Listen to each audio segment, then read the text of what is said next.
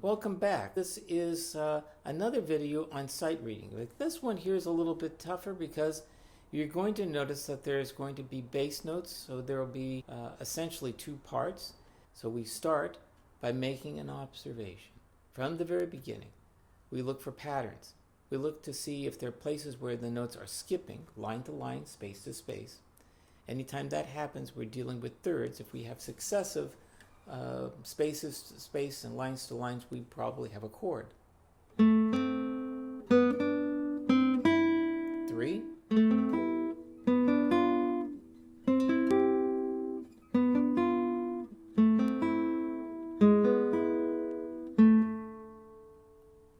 Okay, so we'll look for things of that sort.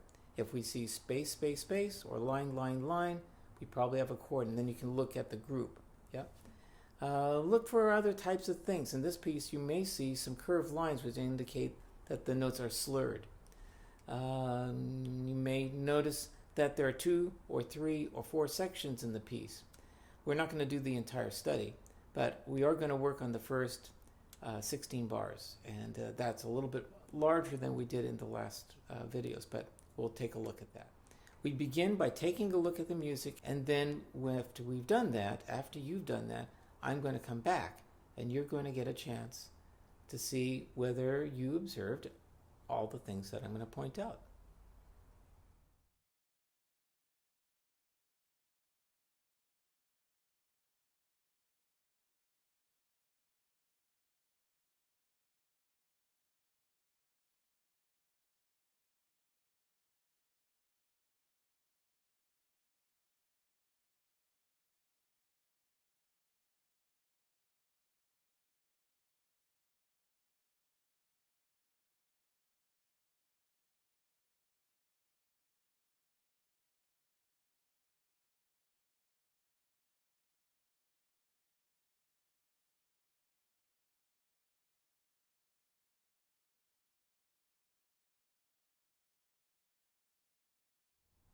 Okay, I'm excited about this one here because it's not in the key of C. You may have already figured that out. The very first note was an A in the bass. Sometimes people will tell you that if you know what the first note is, you know what the key is. Well, it ain't necessarily so. In this particular case, it is true. We're in the key of A minor. But how do I know that we're in the key of A minor? Is it just because it began with the note A? No. There's more than just that we're looking for to confirm that it's an A minor. In a minor key, we would expect that the 7th note might be raised. So in the key of A minor, it shares the same key signature as C, so there are no sharps or flats. In every key, we have a major key and a relative minor. Relative minor is just 3 below the major key. So you have C, 3 below C, C, B, A. Yeah, and if C was on that second to top space, A would be on the second to bottom space. Yeah. Okay, so we would expect that the leading tone, that would be the 7th note of that scale, would be raised. That would be a, well, there's only 7 letters in the musical alphabet, A to G. So the 7th note is G. So if you see G sharps, we're probably in the key of A minor. And if you notice that in the measure 3 and also in the measures 7 and 8, then you were prepared for it. Yeah. It's good to know where you have to slow down when you're coming to a curve. It's also really good to know if you see sharps. So now, as you looked at this, maybe you noticed that in the first 2 bars, we saw a lot of notes moving by step. And then suddenly at the end of the 2nd bar, we saw 3 notes moving by skip. Okay, so let's just forget the bass notes for a second. Let's just take a look at what's there. And you notice the scale went from A to E, yes. So you've already been practicing your scales. That's an easy thing to do, to play from A to E. Yeah. Then after that, you notice the scale in the next measure started on D. And then the next 2 notes skipped E and went to D, skipped C and went to B. And that means there was a chord there. We might not know what that chord is. I'm going to let you know. It's B diminished triad. An important chord. If we listen just to the, we hear that sound. And that leads us to the next measure. And you notice that one's moving all by skips. That's a little more challenging to sight read than scales. But again, if you are looking and thinking, you would notice that you saw G sharp. There are two really important chords in every key, especially in the classical period. The tonic chord, which is the chord that is the basis of the key, and the dominant chord, which would be five notes above the tonic. So if we count 5 notes from A, B, C, D, E would be the dominant. And you may have noticed the beginning of that third bar began with an E, G sharp, B. Yes, it's an E chord. And if you know what an E chord is, you could just finger it. You're just going to have E, G sharp, and B. Forget about that little bass note for a second. Look at the next note that's going to be up after that, and you'll notice it's another E. And then it comes down by step. If we keep on looking ahead, we can see that the next measure there's a C and a B, and then it goes back to D, and then C and B. So a lot of notes by step. The notes that are moving by skip reveal a chord. That was in measure 2 and measure 3. And then in the measure that followed there, mostly by step. Yeah. If you looked at the second line, you may have noticed, hey, this is like the first line. And frequently, if we have two phrases, we will find that the second phrase begins the same as the first phrase. What is a phrase? A phrase is what we in music call a musical sentence. So there's a sense of completion. If I play that first line, you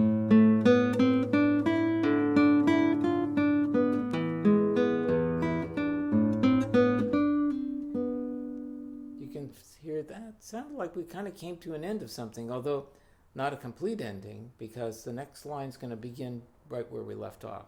Yeah.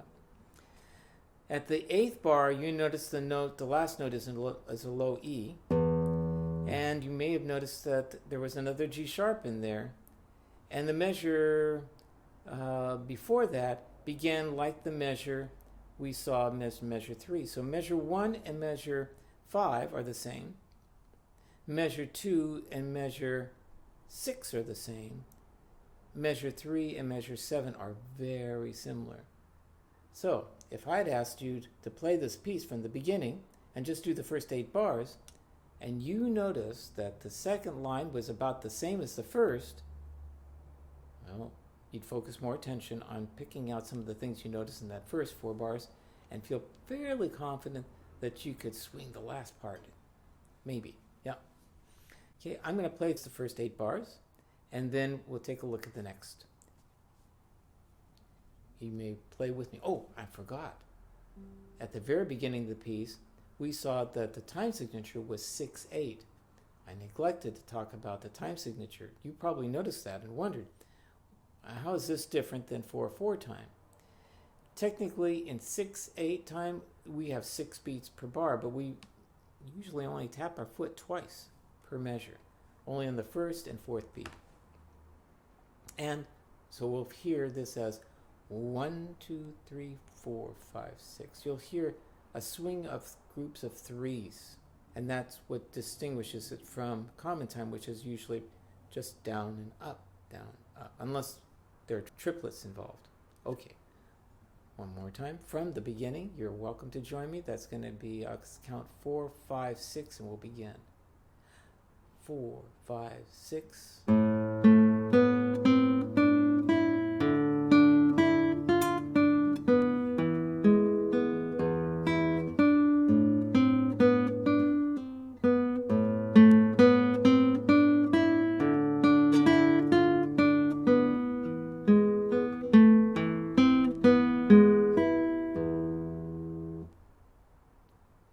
done, you might have noticed that the 7th and 8th bars sounded different. It didn't seem to have that same swing to it that the other.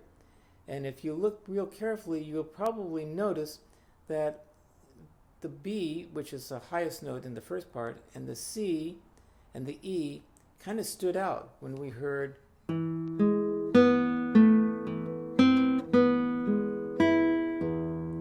Yeah. So the shape of the chord tones and the melody created accents because of because of the range of the notes that actually gave it a feeling that it was kind of shifting out of 6/8 time and went into some other kind of meter. And I'm not going to go there today, but there is an answer to that. Okay, very quickly, let's take a look at the last 8 bars. And again, I give you a moment to look at the next 8 bars. Keep in mind all the things we talked about, and then see how much you picked up on.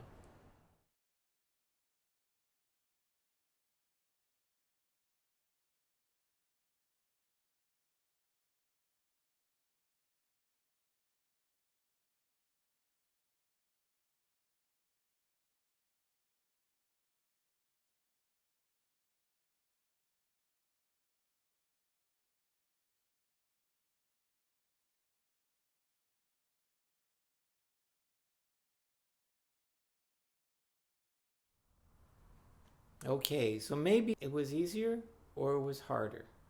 If it was harder, it was probably because you have all these notes again that are not moving by step. And so you're saying, my gosh, what's going on here?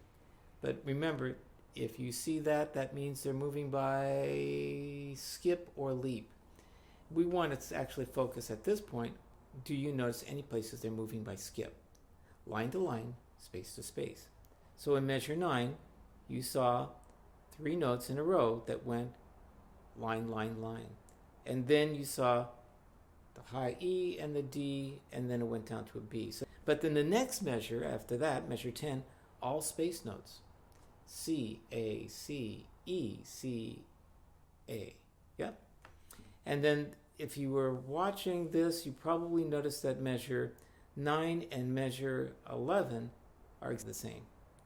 So our composer, Fernando Sour, is looking for ways he can create some patterns that you recognize, because we like it when we recognize something. We don't want to be lost. But also passages that break the pattern. So you'll notice that measure 11 and measure 13, those would be the measures that followed that, are not the same. They're similar harmonically, but they're not the same. The last 3 notes of measure 11 are exactly the opposite direction than the last 3 notes in measure 12. In measure 12. Okay, so let's try to see how that sounds like. E chord is actually an E7th chord. Next measure, and now it's going to repeat, but this time the bass note is the 6th string.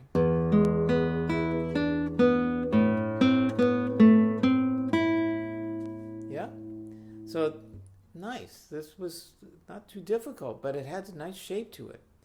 What follows is the tricky part, isn't it? Because you see this big leap.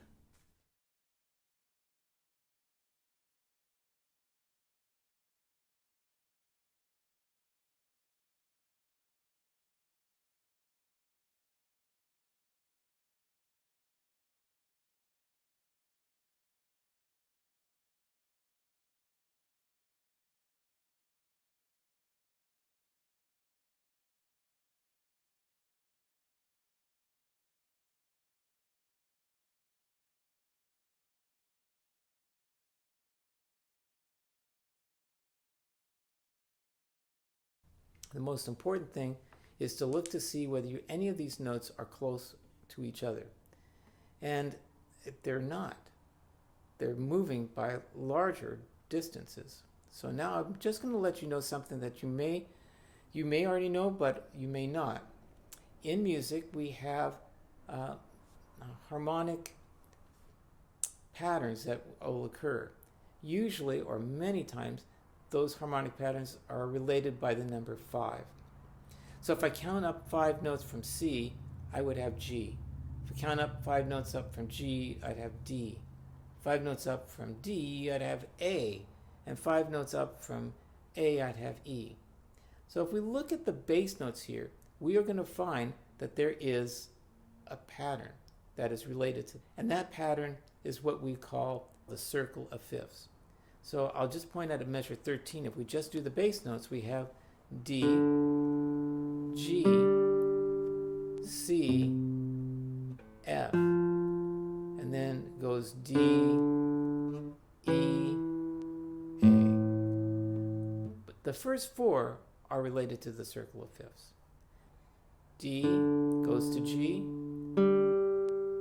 so D is 5 notes above G, and now G to C, C to F, and then he breaks the pattern. We would expect that at this point it would go to B, and instead we have a D, and then an E, and then an A. Okay. Now a little more music theory, and we would realize that the B is actually there, but he switched the order. So then the top notes are likewise moving the same way, but I'll let you know that 2 of them are separated by an octave. So you might not be able to pick up that pretty quickly at this point. So the D to the F is an octave higher. We call that a 10th. And then the G to the B in measure 13, that's not hard to find. And then C to E again, C to E here, but C to E here is what he's doing. That's a 10th. And when I say 10th, that means if I counted all the notes from C to that E, I'd have 10 letters. Yeah. And then F to A, and then D to B, E to G sharp, and then it has an A, E, A. There's lots of space there. Those are intervals here of a fourth. This shape is a fourth.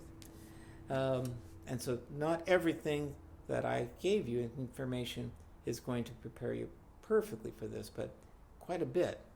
I'm going to play now, and I welcome you to join me, the second half of this piece.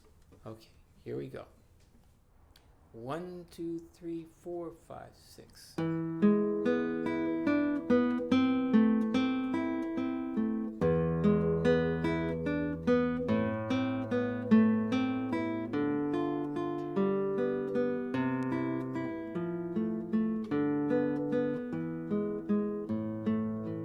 Repeat.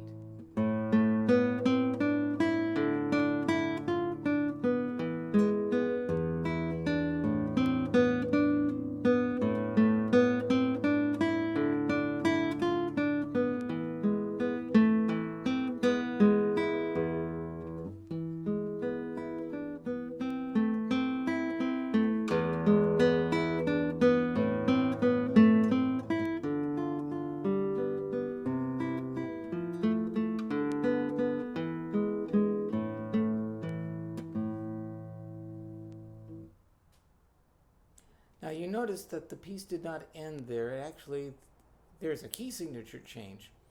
And we're going to stop here at this point.